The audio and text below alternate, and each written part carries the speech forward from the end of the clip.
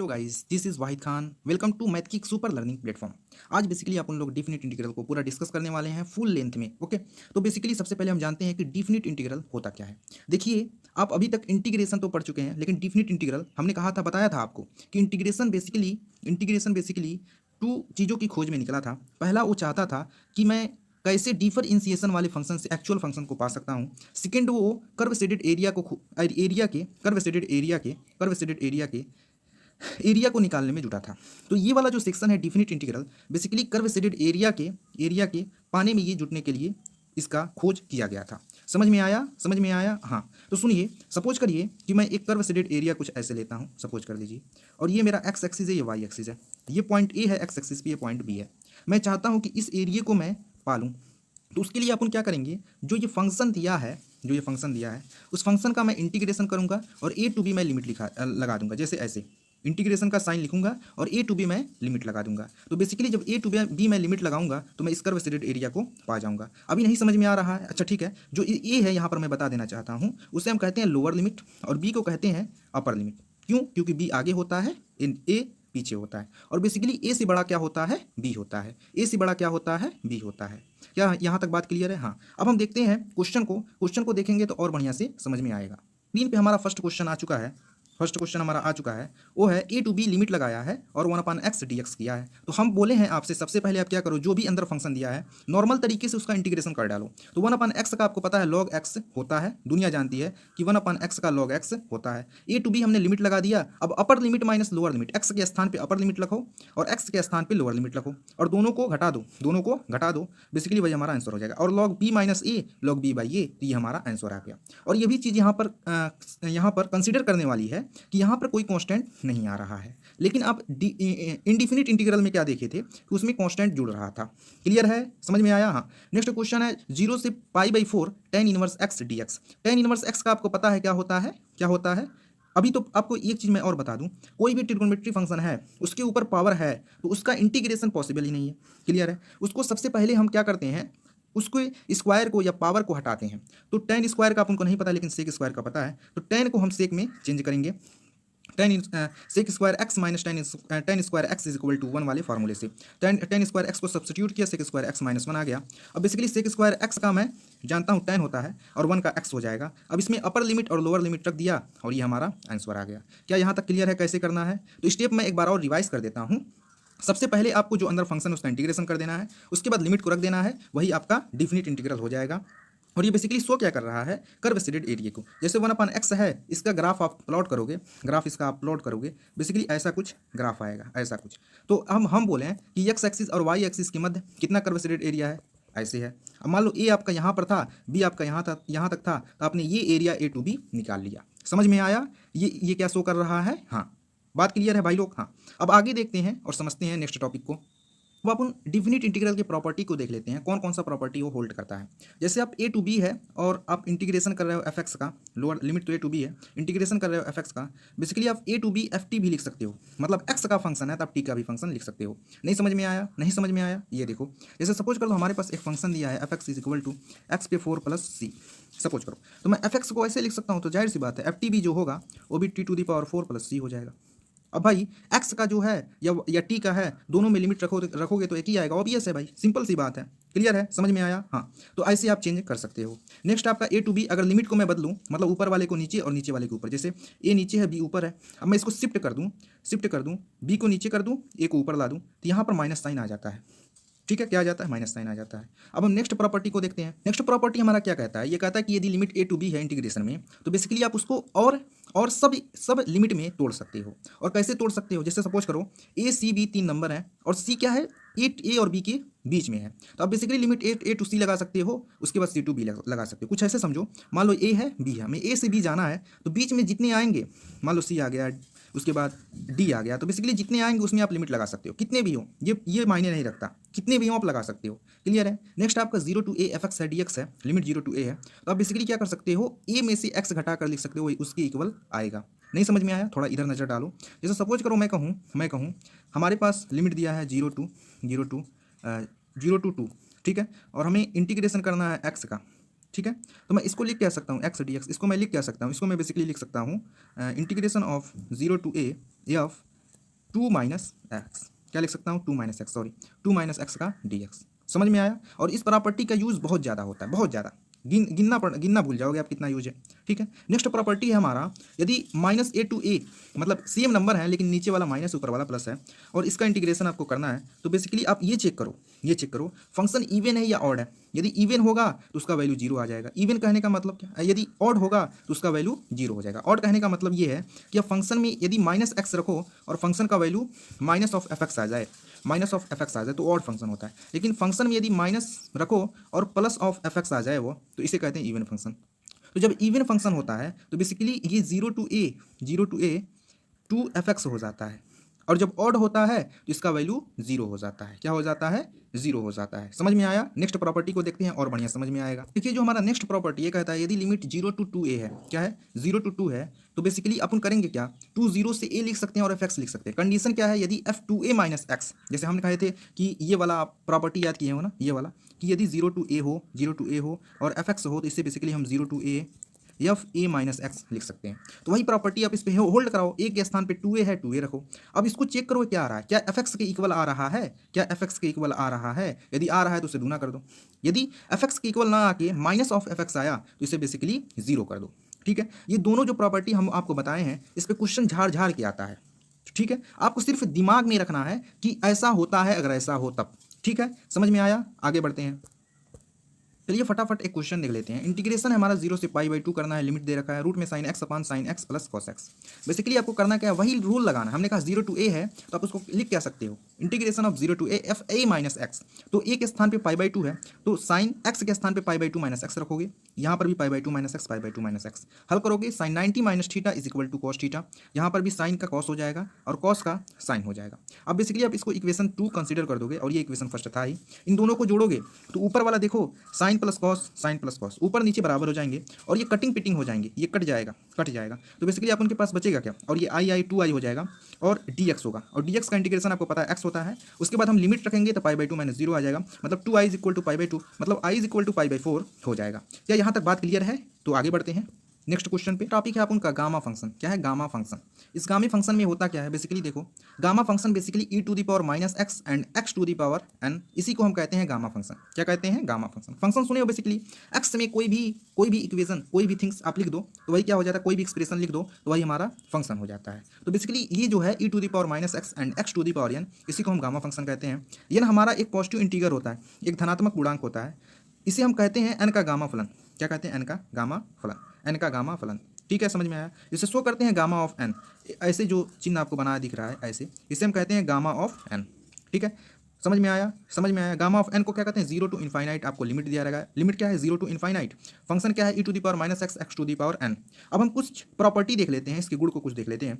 पहला गुण ये है gamma of n plus one, आपको पता है तो इसे लिख सकते हो एन गामा ऑफ एन, या फिर इसे लिख सकते हो एन फैक्टोरियल। नहीं समझ में आया, थोड़ा इधर नजर घुमाओ और यहाँ देखो गामा ऑफ 5 है, इसे बेसिकली इस फॉर्म में लाओ गामा ऑफ 4 प्लस 1, क्योंकि यहाँ पर भी 1 है तो 4 को जैसे एन के स्थान पे 4 है तो बेसिकली आप इसके लिख क्या सकते हो, लिख सकते हो 4 gamma of 4, 4 into gamma of 4, या इसको 4 फैक्टोरियल भी लिख सकते हो अगर ऐसे है तब। समझ में आया, समझ में आया इस वाले प्रॉपर्टी से। नेक्स्ट है गामा ऑफ 1 जो है वो 1 होता है। कैसे भाई, देखो अगर आपको 1 यहाँ पर लाना है तो बेसिकली आप क्या करोगे, एन के स्थान पे 0 रखोगे और बेसिकली जो 0 फैक्टोरियल होता है वो 1 ही होता है। कितना होता है, 1 होता है 0 फैक्टोरियल का वैल्यू। गामा ऑफ हाफ जो होता है वो पाई होता है। अगर आपको इतना पता है तो बेसिकली आप पूरा गामा फंक्शन का क्वेश्चन कर डालोगे। और गामा फंक्शन बेसिकली हम एक क्वेश्चन को सॉल्व करने के लिए पढ़ रहे हैं। इंटरेस्टिंग बात ये है, और आगे हो ना सके भाई इसका क्वेश्चन आपको मिले, लेकिन बेसिकली इस बुक में बेसिकली हम एक क्वेश्चन को सॉल्व करने के लिए पढ़ रहे हैं। अब देखिए क्या है वो क्वेश्चन, आइए दिखाते हैं बढ़िया सा क्वेश्चन आपको निकालना है गामा ऑफ 5/2। तो बेसिकली 1 प्लस करके इसमें तोड़िए, और आपको पता है गामा n प्लस 1 को क्या लिखते हैं, n गामा ऑफ n, तो n के स्थान पे 3/2 है, 3/2 गामा ऑफ 3/2। फिर से 3/2 को आप तोड़िए, 3/2 तो यहाँ पर है, फिर से 3/2 को 1 प्लस 1/2 लिख सकते हो, और n के स्थान पे इस बार 1/2 है तो आप लिखोगे क्या, 3/2 इंटू 1/2 गामा ऑफ 1/2। अब पढ़ चुके हो gamma of 1/2 is equal to root में पाई, तो बेसिकली आप पूरे का मल्टीप्लाई करोगे पाओगे 3/4 रूट में पाई।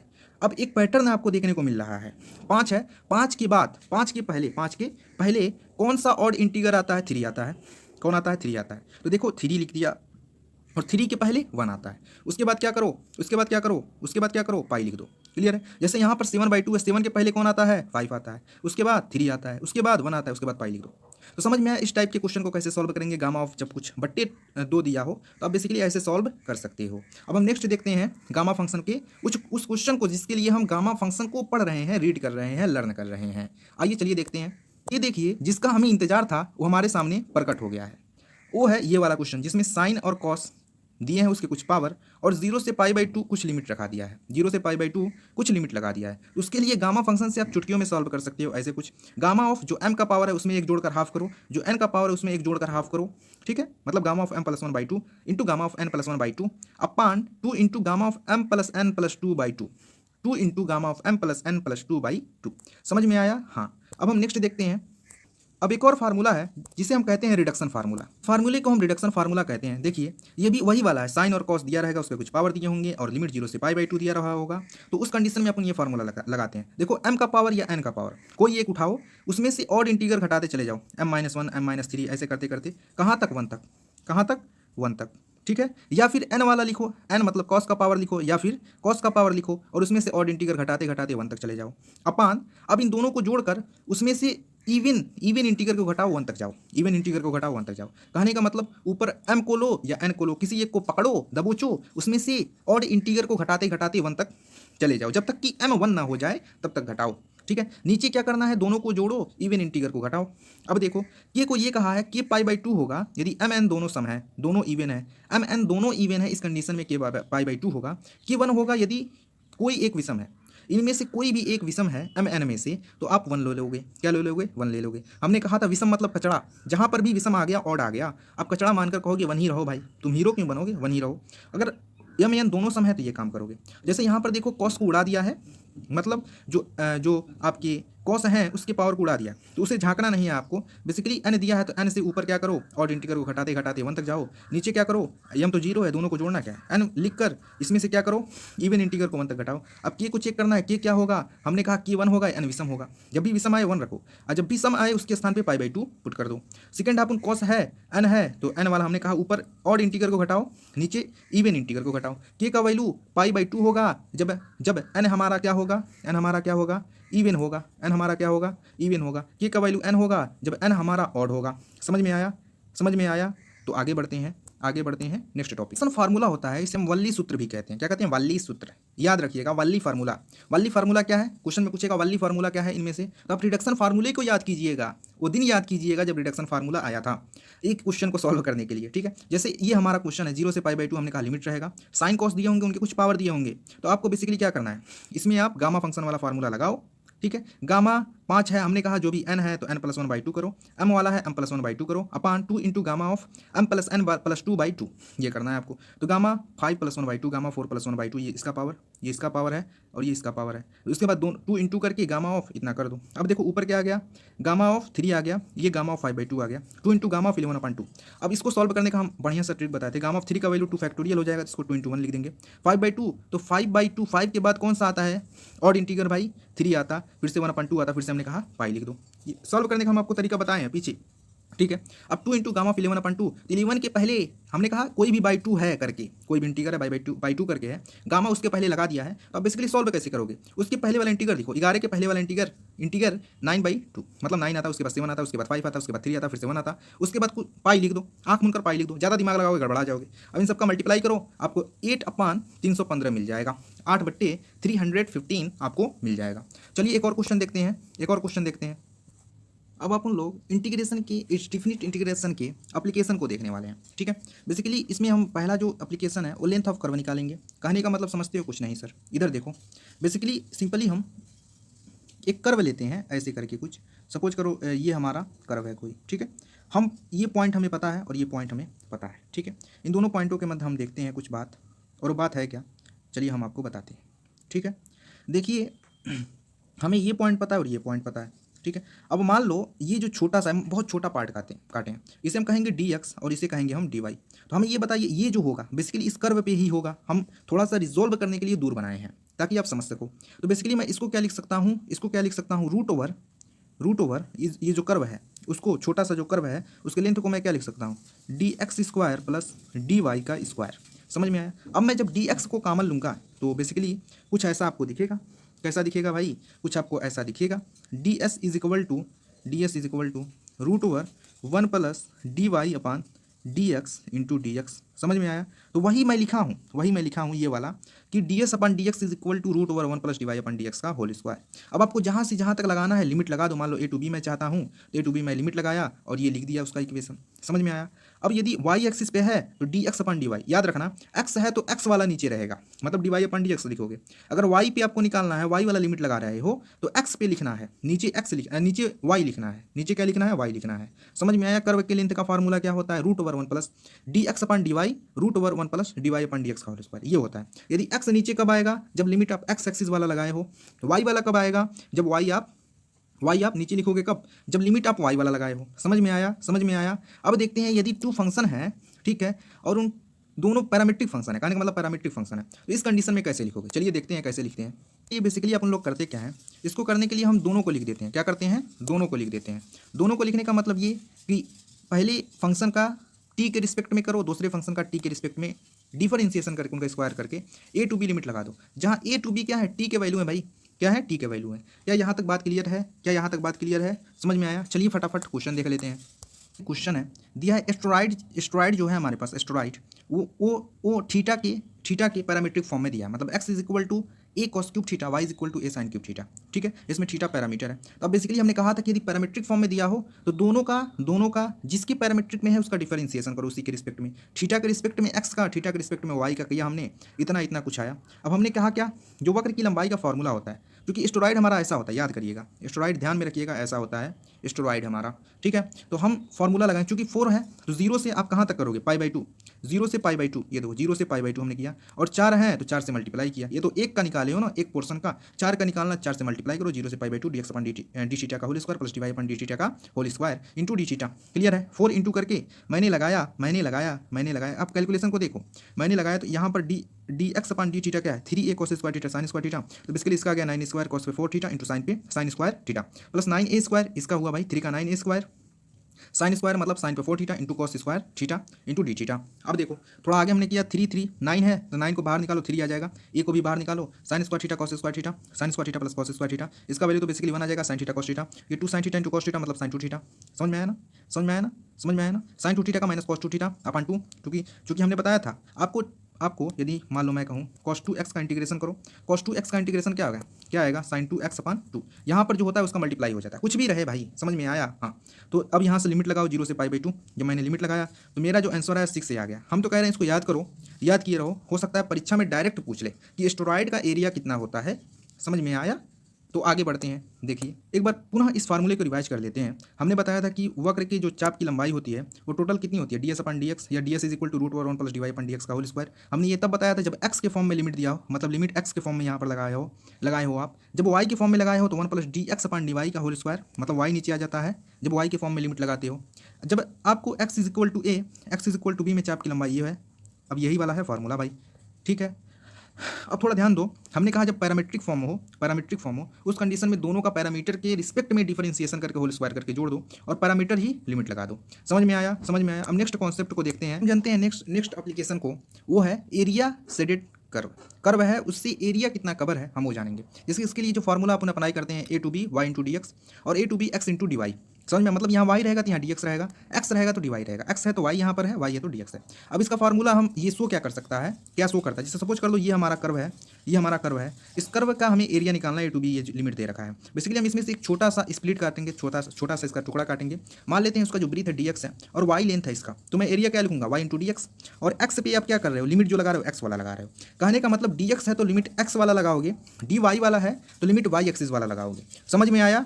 तो आगे इसकी एप्लीकेशन के क्वेश्चन को देखते हैं, तब और बढ़िया समझ में आएगा। देखिए ये हमारा जो क्वेश्चन है, कह रहा है परवलय जो है हमारा जो पैराबोला है y square is equal to 4x तथा सरल रेखा x इज इक्वल टू 4 के बीच का क्षेत्रफल हमें ज्ञात करना है। तो आपको पता है parabola y square is equal to 4x का क्या है? ये कौन सा पैराबोला है? ये राइट हैंडेड पैराबोला है। कौन सा पैराबोला है? Right handed. हमने कहा जब y स्क्वायर है तो x एक्सिस पे सिमेट्री बनेगा और x स्क्वायर है तो y पे सिमेट्री बनेगा। तो यहाँ पर देखो x एक्सिस है, x एक्सिस पे हमने सिमेट्री बनाया, ये पैराबोला राइट हैंडेड पैराबोला। समझ में आया? और कह रहा है x is equal to 4, Y axis के parallel line x is equal to 4, तो ये हमने बना दिया x इज इक्वल टू 4। इससे शेडेड एरिया ये आ रहा है, शेडेड एरिया ये आ रहा है। आपको पता है कि लिमिट आप 0 से 4 x एक्सिस पे पता है, तो फार्मूला कौन सा लिखोगे, y into D x. Formula क्या लिखोगे, y इंटू डी एक्स, लो लिखा है भाई। और चूंकि 2 पार्ट में है तो एक पार्ट का y इंटू डी एक्स ये वाला है, तो इसका क्या हो जाएगा 2 into y into D x, 0 से 4। अब लो y का वैल्यू चूंकि यहाँ पर डी एक्स है, तो y जो फंक्शन है वो भी किस में होना चाहिए, x में होना चाहिए, तभी इंटीग्रेशन पॉसिबल है, वरना नहीं है। ठीक है, मतलब यहाँ डी एक्स है तो यहाँ पर भी फंक्शन कैसा होना चाहिए, एक्स वाला होना चाहिए, वरना इंटीग्रेशन पॉसिबल नहीं है। तो उसके लिए हमने क्या किया, y का वैल्यू रखा यहाँ से, y is equal to root में 4x आ गया।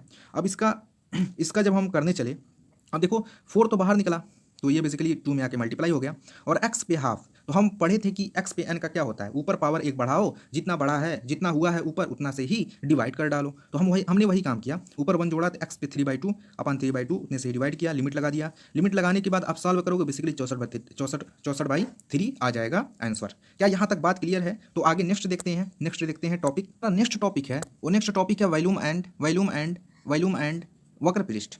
ठीक है, वॉल्यूम है, आयतन है, और वक्र पृष्ठ है, सरफेस एरिया है। इसको कैसे जानेंगे, चलिए देखते हैं।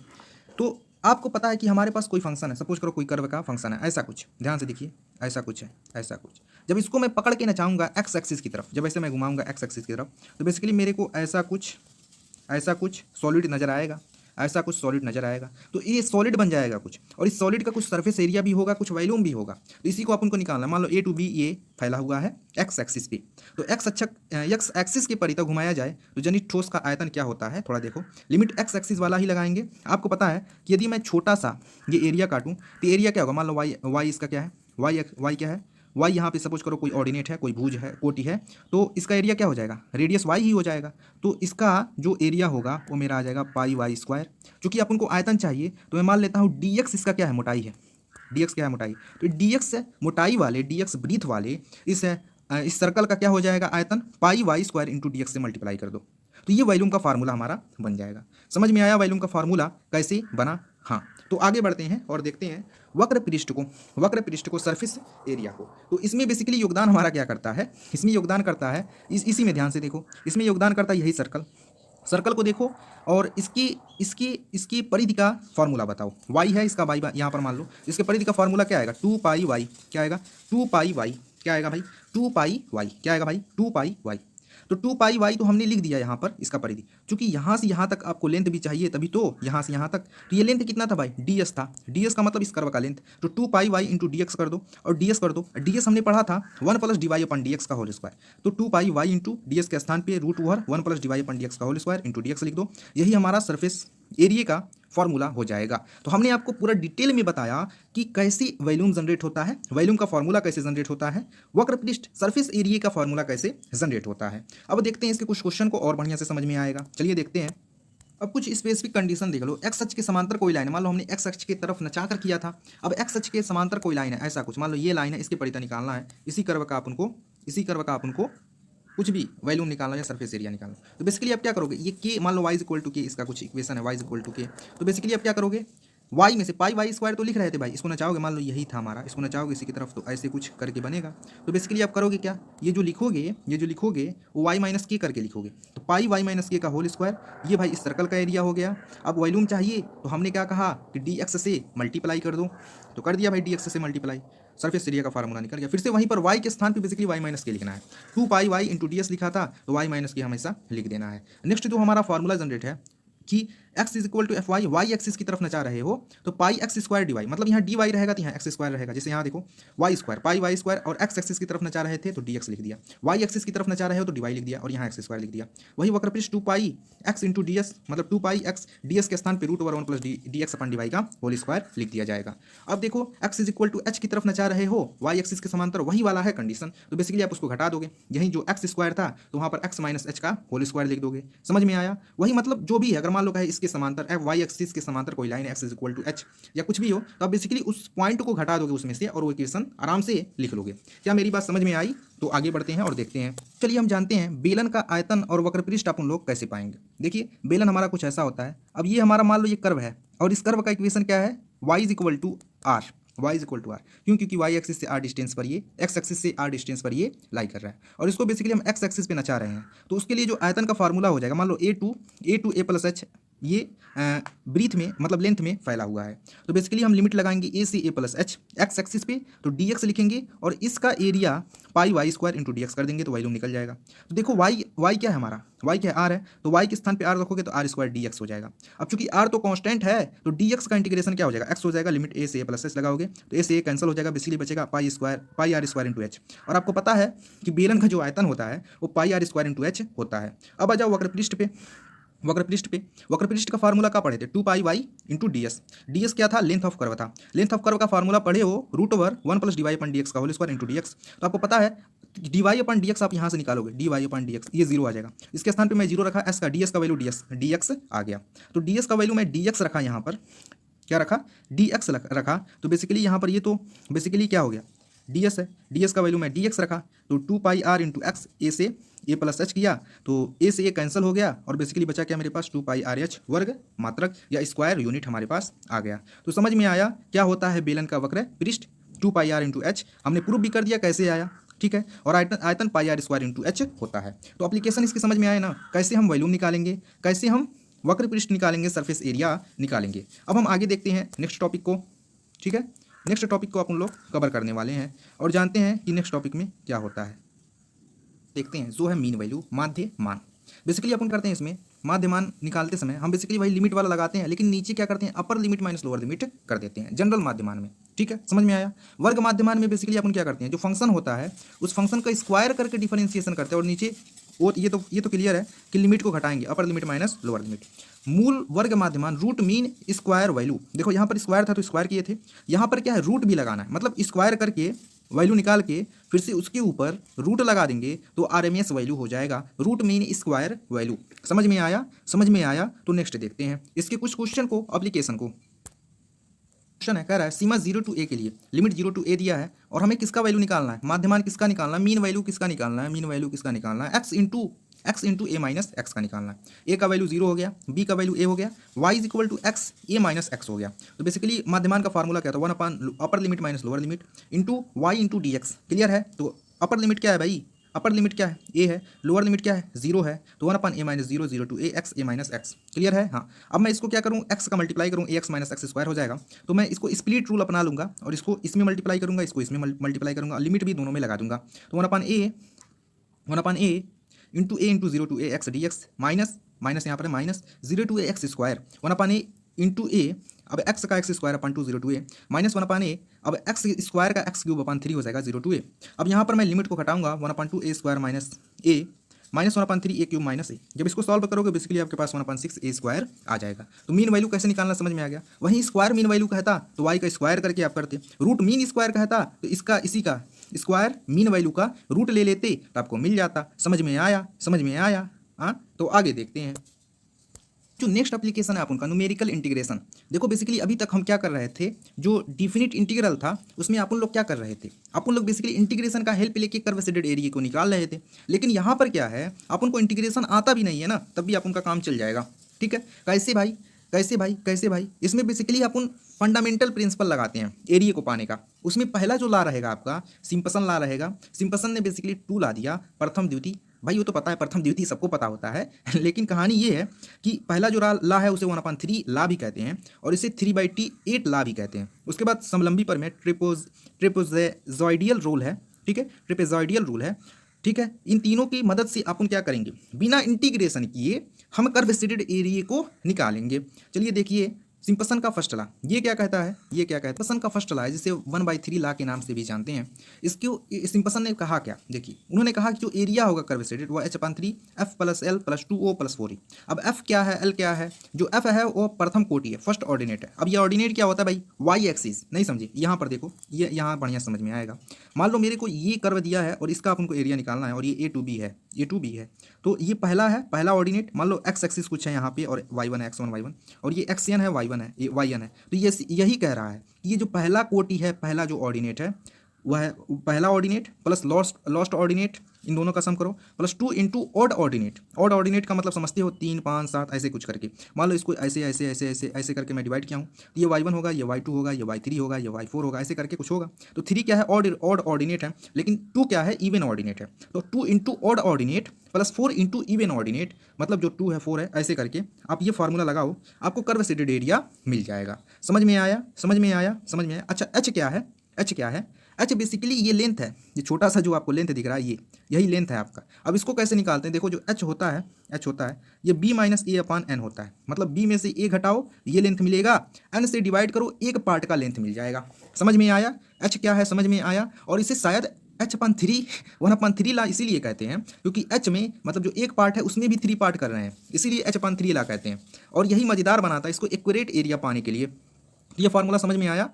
तो आगे देखते हैं, आगे देखते हैं, आगे देखते हैं। सिंपसन का ला यूज करते समय आपको कुछ प्रिकॉशन दिए गए हैं। जैसे सिंपसन ला का प्रयोग आप तभी करोगे जब कोटियों की संख्या विषम होगी। कोटियों की संख्या विषम कहने का मतलब क्या, जो आप कोटि ऐसे ऐसे करके कैसे डिवाइड कर रहे थे, ये y1 था, ये y2 था, ये y3 था, ये yn था, यही कोटि है, ये पहला कोटि, दूसरा कोटि, तीसरा कोटि। तो ऐसे यदि कोटियों की संख्या 3 है तब तो लागू होगा, 5 है तो लागू होगा, 7 है तो लागू होगा। लेकिन अगर 2 आ गया, 4 आ गया, 6 आ गया, तब हम इसका यूज़ नहीं कर पाएंगे। समझ में आया इसका प्रिकॉशन क्या है। अच्छा ये कह रहा है कि जो ऑड आप जो कोटि ले रहे थे, ऑड आप जो ऑर्डिनेट ले रहे थे, प्रथम और अंतिम को छोड़कर आप सबको ले सकते हो। भले ही पहला तो भाई ऑड है ही नंबर ना, तो पहले को छोड़ देंगे, लास्ट वाले को भी छोड़ देंगे क्योंकि आप फार्मूला क्या पढ़े हो, फार्मूला क्या पढ़े हो, h/3 into F plus L plus 2 into odd ordinate plus 4 into even ordinate, यही ना फार्मूला पढ़े हो ना। मतलब पहला लास्ट ले लियो तो वो कहाँ से आएगा, इसे सिंपसन नियम के नाम से भी जानते हैं। अब नेक्स्ट है सिंपसन नियम का द्वितीय नियम, जिसे हम 3/8 ला भी कहते हैं। और क्यों कहते हैं, क्योंकि बेसिकली वहाँ पर h/3 से मल्टीप्लाई होता था, h में 1/3 से,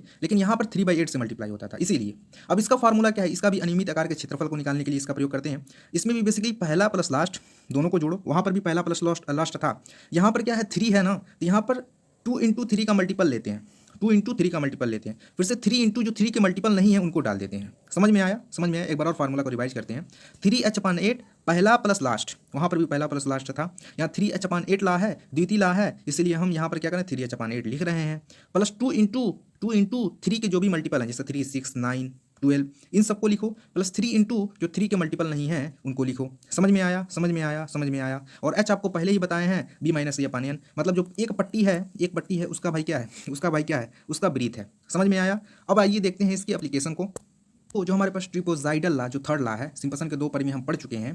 ट्रिपोजाइडल ला है, ये भी, इससे भी हम क्या करते हैं, अनियमित आकृति के क्षेत्रफल को निकालते हैं। इसके लिए अपन क्या करते हैं, पूरे क्षेत्र को n+1 कोटि में, मतलब कोटि आप n+1 में डिवाइड करोगे तो n पार्ट में वो डिवाइड हो जाएगा। नहीं समझ में आया, नहीं समझ में आया। जैसे देखो 1 2 3 4, अब यहाँ पर 4 कोटि है तो ये 3 फ्रेगमेंट में डिवाइड हो गया, पहला दूसरा तीसरा। मतलब कोटि यदि n होगा तो पार्ट n+1 होगा, तो बेसिकली पार्ट उसके कितने होंगे, n होंगे। जैसे यहाँ पर देखो कोटि कितने हैं, 4 हैं, लेकिन पार्ट 3 ही बने।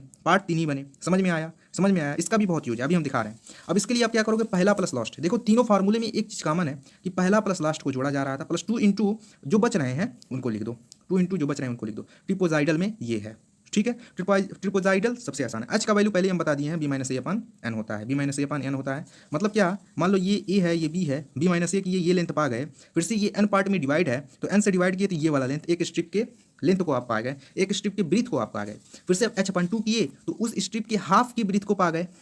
समझ में आया, समझ में आया। अब चलिए इसके एप्लीकेशन को देखते हैं। क्वेश्चन है, निम्न तालिका से सिंपसन नियम द्वारा इतने का मान निकालो। अब हम इंटीग्रेशन नहीं करें, देखो एक्स वाई इंटीग्रेशन बहुत लचीला है, ठीक है। चलिए देखिए, सबसे पहले हम क्या करते हैं, h का वैल्यू निकालते हैं, क्योंकि सपोज कर दो यही कर्व है हमारा, यही कर्व है, और ये 0.5 से लेकर कहाँ तक करना है, 1 तक करना है, कहाँ तक करना है, 1 तक करना है, इसी शेडेड एरिया को। तो सबसे पहले h का वैल्यू निकाले, h का वैल्यू b माइनस a/n होता है, मतलब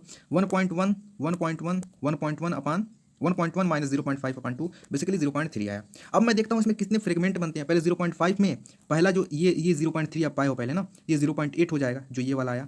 0.8 में पुनः आपने 0.3 जोड़ा तो 1.1 आ गया। मतलब ये कितने स्ट्रिप में बटा, बेसिकली 3 तो कोटि हो गए, कोटि 3 हो गए तो 2 फ्रेगमेंट में डिवाइड हो गया, बस यही कहना था। तो इसीलिए हमने 3 ऐसे कॉलम बना दिए हैं। और x का वैल्यू क्रमशः क्या है, 0.5, 0.8 और 1.11 है। समझ में आया, 1.11 है। अब बेसिकली हम y का वैल्यू देखते हैं, कि क्या मिलता है। इसके रिस्पेक्ट में वाई का वैल्यू दे रखा है, ये क्वेश्चन में दे रखा है इतना इतना इतना इतना, एक्स इंटू वाई आपने किया इतना आया इतना आया इतना आया। फार्मूला आपको देख रहा है कि कितने कोटि हैं, 3 कोटि हैं। विषम कोटियों के लिए ही आपको कौन सा फार्मूला लगाना है, सिम्पसन का प्रथम नियम लगाना है। हमने आपको पहले प्रिकॉशन बता दिया था, सिम्पसन लॉ का प्रिकॉशन होता क्या है। ठीक है, आइए तो हम फार्मूला लगाते हैं 0.5 से 1.1 तक x y into D x. h/3 first plus last first ordinate ये है 0.5, लास्ट ऑर्डिनेट क्या है 1.1। पहला भूसी मतलब x का वैल्यू 0.5 है, लास्ट x का वैल्यू 1.1 है। समझ में आया। y का वैल्यू सॉरी y का वैल्यू आपको देखना है, मतलब x इंटू वाई का वैल्यू देखना है। पहला x इंटू वाई का value plus last x into y का वैल्यू। तो ये हमने दोनों को देखो 0.24 ऐसे कुछ करके, लास्ट वाला 1.022 इन दोनों को जोड़ा, प्लस 2 इंटू ऑड ऑर्डिनेट होता था, तो ऑड वाला है ही नहीं 1 2 3, पहले तीसरे को ऑड में नहीं रखेंगे हमने बताया था, तो इसलिए 2 इंटू 0 हो गया। 4 इंटू इवन में 2 आ रहा है, तो 4 इंटू 0.5 8096 किया। अब इसको सॉल्व किया तो बेसिकली हमारे पास आ गया क्या 0.3589495। इसका क्या आ गया, इसका क्या आ गया, एरिया आ गया। क्या समझ में आया एरिया कैसे निकालना है।